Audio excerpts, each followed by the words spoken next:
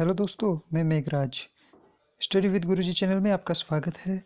हम यहाँ 9th class के सामाजिक विज्ञान की भूगोल पाठ्य पुस्तक के बारे में पढ़ेंगे, जो कि हमारे कोर्स में समकालीन भारत फर्स्ट के नाम से चलती है।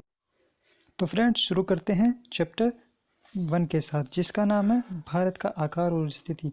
हम इसमें भारत के आकार और स्थिति के बारे में पढ़ेंगे कि भारत का आकार कैसा है, भारत की स्थिति कैसी है। हम इसके बारे में पढ़ेंगे भारत एक विशाल देश है, जो कि कहाँ है, जो कि उत्तरी गोलार्ध में स्थित है। ये हो गया उत्तर, ये हो गया दक्षिण, ये हो गया पूर्व, ये हो गया पश्चिम। जो कि भारत यहाँ है, भारत उत्तरी गोलार्ध में स्थित है। ये बीच में से एक रेखा चली गई, जो कि ये नीचे वाले क्षेत्र को तो दक्षिण गोलार्ध में विभाजित कर दिया, और ऊपर के भाग को उत्तरी गोलार्ध में विभाजित कर दिया, जो कि भारत कहाँ है, उत्तरी गोलार्ध में स्थित है। भारत उत्तरी गोलार्ध में स्थित है। इसका मुख्य भाग 8 डिग्री उत्तर से 37 डिग्री 6 मिनट उत्तर अक्षांश तथा 68 डिग्री 7 मिनट पूर्व से 97 डिग्री 95 मिनट पूर्व देशांतर तक है। तो फ्रेंड्स, हम अक्षांश और देशांतर के बारे में यहाँ जानेंगे। तो अक्षांश और देशांतर क्या होती है। तो अक्षांश से रेखाएं ये होती है, जो कि आड़ी रेखाएं हैं, इनको क्या कहते हैं, अक्षांश रेखाएं कहते हैं। ये अक्षांश रेखा हो गई, और जो इस पे ये खड़ी रेखाएं हैं, ये देशांतर रेखा हो गई। फ्रेंड्स, ये जो अपने जीरो डिग्री वाली रेखा है, जिसे हम क्या बोलते हैं, भूमध्य रेखा। 0 डिग्री वाली रेखा जिसे भूमध्य रेखा कहते हैं, इसको 0 डिग्री अक्षांश रेखा भी कहते हैं। इसे क्या कहते हैं, 0 डिग्री अक्षांश रेखा भी कहते हैं। और यहाँ पे भारत के बीच में से एक रेखा निकलती है, जो कि कर्क रेखा 23.5 डिग्री कर्क रेखा उत्तर में स्थित है। देश को लगभग 2 समान भागों में बांटती है। ये हो गई कर्क रेखा, ये यहाँ से निकल गई, ये देश को 2 समान भागों में बांटती है। इसके बाद इसका मुख्य भूभाग दक्षिण पूर्व में अंडमान और निकोबार द्वीप समूह तथा बंगाल की खाड़ी, दक्षिण पश्चिम में लक्षद्वीप समूह अरब सागर में स्थित है। अब ये देखो फ्रेंड्स, अपना ये एटलस आ गया, इसमें अरब सागर ये कहाँ है, ये दक्षिण हो गया, ये पूर्व हो गया, और ये पश्चिम हो गया।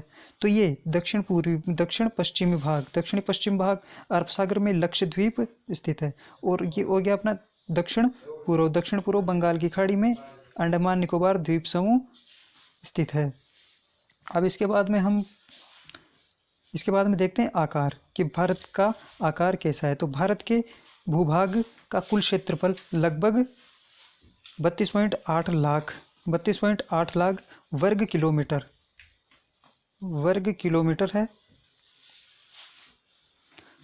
जो कि भारत का क्षेत्रफल विश्व के कुल भौगोलिक क्षेत्रफल का 2.4% है। 2.4% है विश्व के भौगोलिक क्षेत्रफल का 2.4% है अपने भारत का क्षेत्रफल, जैसा कि 1.2 में दिखाया गया है।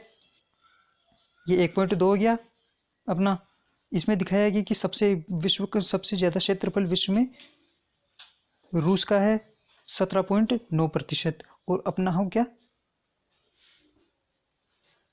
3.28% के आसपास। तो ये 7वें नंबर पर है अपना भारत विश्व में क्षेत्रफल के हिसाब से। तो भारत विश्व का सबसे बड़ा 7वां देश है। भारत की स्थल सीमा रेखा लगभग 15,200 किलोमीटर, और भारत की समुद्री तटीय रेखा जिसमें अंडमान निकोबार द्वीप समूह और लक्षद्वीप समूह को भी शामिल किया गया है, और इनके साथ इसकी रेखा हो गई 7,316.6 किलोमीटर हो गई। ये तो कुल हो गई, ये तो पूरी स्थलीय सीमा हो गई। और ये क्या हो गई, समुद्र की तटीय सीमा, जिसमें अपने लक्षद्वीप, अंडमान निकोबार द्वीप समूह भी शामिल हो गई। तो भारत के उत्तर तथा उत्तरी पूर्वी सीमा पर नवीनतम वलित पर्वत है। वलित पर्वत में आ गया अपना हिमालय पर्वत आ गया। नवीनतम वलित पर्वत में हिमालय पर्वत आ गया। जैसे ये कह रहा है उत्तर पश्चिम, तो ये हो गया अपना एटलस में हो गया ये उत्तर, ये पश्चिम, तो उत्तर पश्चिम ये हो गया उत्तर पश्चिम। तो यहाँ से लेके ये यहाँ तक आ गया। उत्तर पश्चिम बोल रहा है, फिर उत्तर बोल रहा है, इसके बाद ये उत्तर पूर्व, उत्तर पूर्व कह रहा है, उत्तर पूर्व कह रहा है, ये आ गया उत्तर पूर्व। उत्तरी पूर्वी सीमा नवीन वलित पर्वत है। इसके दक्षिण का भूभाग उत्तर में चौड़ा है, दक्षिण का भूभाग उत्तर में चौड़ा है, ये दक्षिण का भूभाग आ गया। ये दक्षिण का भूभाग जो कि उत्तर में क्या है, यहाँ से चौड़ा है, उत्तर में यहाँ से ये चौड़ा है। और फिर इसके बाद में इसके पश्चिम में अरब सागर तथा पूर्व में, और फिर इसके बाद ये जो इसके दक्षिण का भूभाग उत्तर में चौड़ा है और 22 डिग्री उत्तरी अक्षांश से 22 डिग्री उत्तरी अक्षांश से हिंद महासागर। तो ये 22 डिग्री उत्तरी अक्षांश, ये 22 डिग्री यहाँ गया,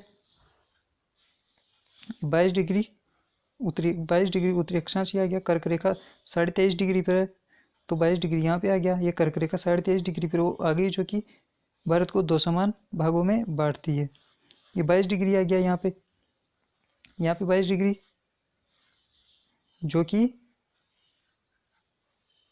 उत्तरी अक्षांश से हिंद महासागर की ओर संकरा होता जाता है, उत्तरी अक्षांश से हिंद महासागर की ओर संकरा होता जाता है। तो ये उत्तरी अक्षांश हो गया, ये उत्तरी अक्षांश हो गया, जो कि इधर हिंद महासागर की तरफ क्या होता जा रहा है, संकरा होता जा रहा है। तो हिंद महासागर यहाँ नीचे आ गया है, ये हिंद महासागर आ गया, तो यहाँ क्या होता जा रहा है, ये संकरा होता जा रहा है, संकरा होता जा रहा है। और अब ये कह रहा है कि इसके पश्चिम में अरब सागर तथा पूर्व में बंगाल की खाड़ी स्थित है। इसके पश्चिम में मैप की ये पश्चिम में, ये पूर्व में। तो पश्चिम में कौन सी खाड़ी, कौन सा सागर है, अरब सागर हो गया पश्चिम में, और पूर्व में बंगाल की खाड़ी हो गई, यहाँ बंगाल की खाड़ी हो गई। और यहाँ दक्षिण में, यहाँ नीचे ये अपना ये हो गया हिंद महासागर, ये यहाँ पे हिंद महासागर हो गया। जो अपना भारत है तीनों तरफ से महासागरों से घिरा हुआ है, सागरों से घिरा हुआ है। पहला तो अरब सागर से, फिर इधर बंगाल की खाड़ी से, और फिर ये नीचे घिरा हुआ है ये यहाँ हिंद महासागर से। फिर इसके बाद में हम देखते हैं कि जो अक्षांश और देशांतर का विस्तार है लगभग 30 डिग्री है, अक्षांश और देशांतर का विस्तार लगभग 30 डिग्री है। परंतु फिर भी पूर्व पश्चिम का विस्तार उत्तर दक्षिण के विस्तार की अपेक्षा कम ही है। फिर भी पूर्व पश्चिम का विस्तार, ये पूर्व पश्चिम का विस्तार हो गया, ये पूर्व पश्चिम का, ये हो गया पूर्व, ये पश्चिम का। पूर्व और पश्चिम में ये विस्तार यहाँ कमी है, क्योंकि ये 2933 किलोमीटर है इसका विस्तार, यहाँ से इसका विस्तार 2933 किलोमीटर ही है, जबकि उत्तर से दक्षिण का विस्तार ज़्यादा हो गया, ये 3214 किलोमीटर हो गया, जो कि जिसे कि लंबाई कहा जाता है। भारत की लंबाई कितनी हो गई, तो 3214, भारत की लंबाई 3214 हो गई, और भारत की चौड़ाई हो गई 2933। भारत की चौड़ाई कितनी हो गई, 2000, भारत की चौड़ाई 2933 किलोमीटर हो गई, और भारत की लंबाई 3214 किलोमीटर हो गई, भारत की लंबाई 3214 किलोमीटर हो गई। अब इसके बाद में हम देखते हैं कि गुजरात से अरुणाचल प्रदेश के स्थानीय समय में 2 घंटे का अंतर है। गुजरात से अरुणाचल प्रदेश के स्थानीय समय में 2 घंटे का अंतर है। अतः 82.5 डिग्री पूर्वी देशांतर रेखा को भारत की मानक याम उत्तर रेखा कहा जाता है। 82.5 डिग्री, 82.5 डिग्री ये हो गई अपनी, ये यहाँ से जा रही है ये रेखा 82.5 डिग्री, 82.5 डिग्री 30 मिनट याम उत्तर रेखा हो गई, जो 82.5 डिग्री 30 मिनट पूर्वी देशांतर में है, जो कि उत्तर प्रदेश के मिर्जापुर से गुजरती है। अक्षांश का प्रभाव दक्षिण से उत्तर की ओर होता है। अक्षांश का प्रभाव कहाँ से होगा, दक्षिण से उत्तर की ओर होगा। अक्षांश का प्रभाव दक्षिण से उत्तर की ओर होता है, तो दक्षिण से उत्तर की ओर, ये हो गया अक्षांश का प्रभाव दक्षिण से। तो ये हो गया अक्षांश का विस्तार, ये दक्षिण से किन की तरफ हो रहा है, उत्तर की तरफ हो रहा है। जिनका प्रभाव किस पे पड़ता है, दिन रात पे पड़ता है, दिन और रात पे इनका प्रभाव पड़ता है, दिन और रात पे क्या करता है, इनका प्रभाव पड़ता है।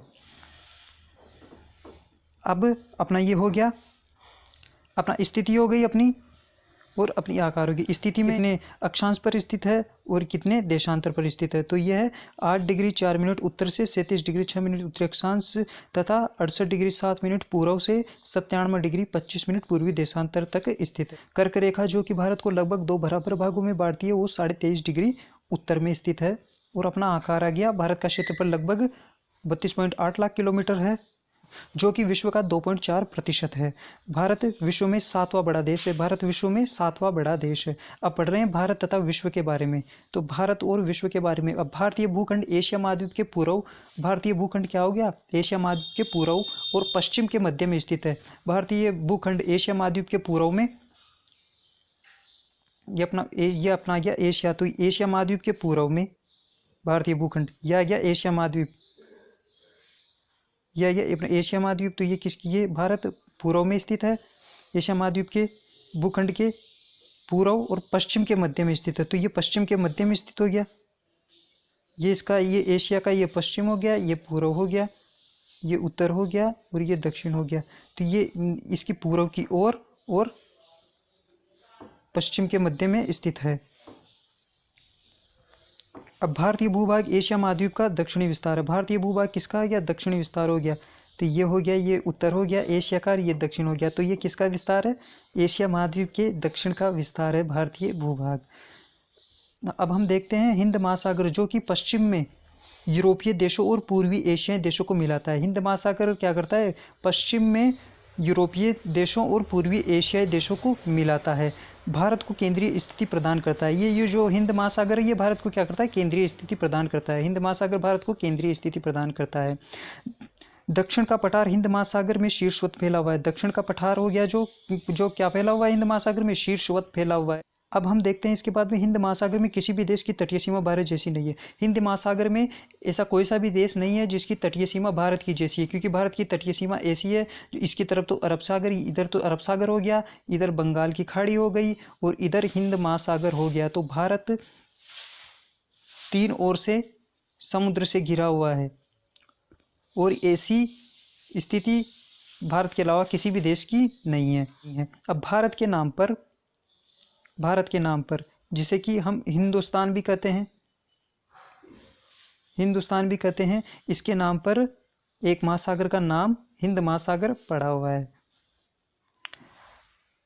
अब आप जानते हैं कि सन 1869 हो गया, इसमें किसका निर्माण हुआ, स्वेज नहर का। स्वेज नहर के निर्माण से भारत और यूरोप के बीच की दूरी 7000 किलोमीटर कम हो गई। भारत का विश्व के देशों के साथ संपर्क युगों पुराना है, परंतु यह संबंध समुद्री मार्गों की अपेक्षा भूमार्गों से अधिक था। प्राचीन समय में भारत में अनेक यात्री आए जो कि कहाँ से आए, समुद्री मार्ग ज्ञात नहीं थे तो भूमार्गों से आए। इन मार्गों से प्राचीन समय में विचारों और वस्तुओं का आदान प्रदान होता था। भारत का पश्चिम, मध्य और पूर्वी एशिया तथा दक्षिणी एशिया के पड़ोसी देशों के साथ एक अद्भुत संपर्क रहा है। इसी प्रकार उपनिषदों के विचार, रामायण तथा पंचतंत्र की कहानियाँ, भारतीय अंक एवं दशमलव प्रणालियाँ आदि संसार के विभिन्न भागों तक पहुँच सके। मसाले, मलमल आदि कपड़े तथा व्यापार के अन्य सामान भारत से विभिन्न देशों में ले जाए जाते थे।